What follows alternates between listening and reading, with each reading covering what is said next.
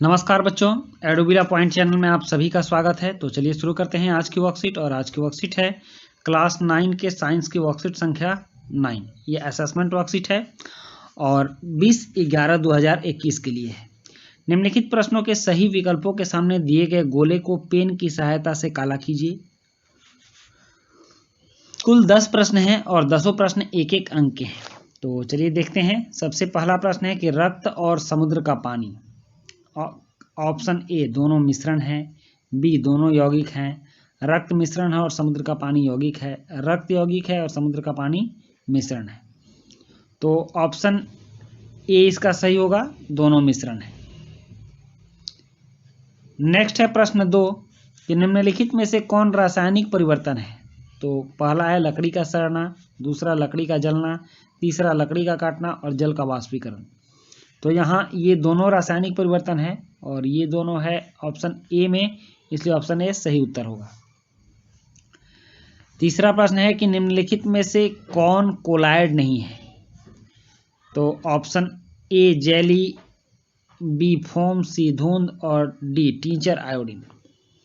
तो इसमें tincture iodine collide नहीं है, इसलिए ऑप्शन डी सही उत्तर होगा।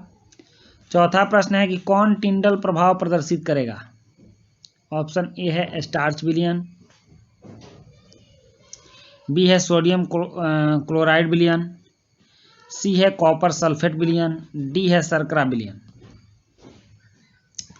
तो चौथा है ऑप्शन ए इसका सही उत्तर होगा, स्टार्च विलयन। पांचवा प्रश्न है गलत की पहचान कीजिए। कोलाइड समांगी होते हैं, कोलाइड टिंडल प्रभाव प्रदर्शित करते हैं, कोलाइड स्थिर होते हैं, कोलाइड कणों का आकार 1 से 10 नैनोमीटर 1 से 100 नैनोमीटर के बीच होता है। तो ऑप्शन ए गलत है, कोलाइड समांगी होते हैं, ये गलत है। तो 5 का ऑप्शन ए होगा।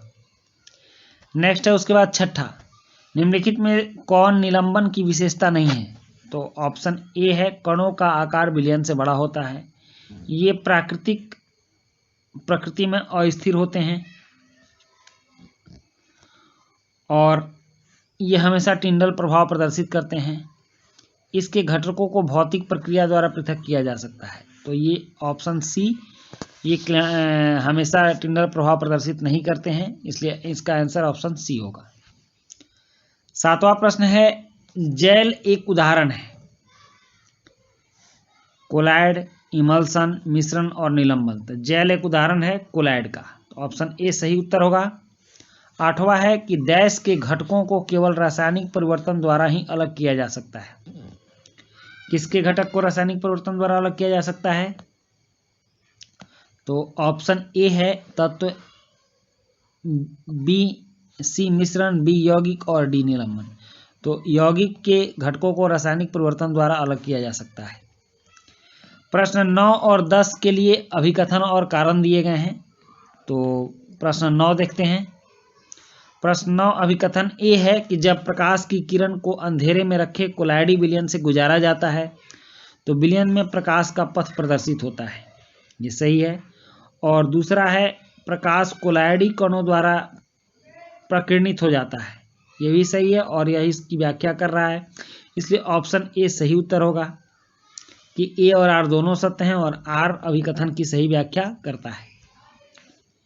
10वां प्रश्न है कि अभिकथन ए कि एक गिलास पानी में साधारण नमक का विलयन समांगी मिश्रण होता है, सही है। और एक विलयन में कण असमान रूप से वितरित होते हैं, तो यह गलत है। तो ए सही है, सी गलत, आर गलत है। तो इसका मतलब होगा कि ए सही है, आर गलत है, तो ऑप्शन सी सही उत्तर होगा। तो इसका भी ऑप्शन सी होगा। तो बच्चों ये थी आपकी आज की असेसमेंट की वर्कशीट और ये कंप्लीट होती है।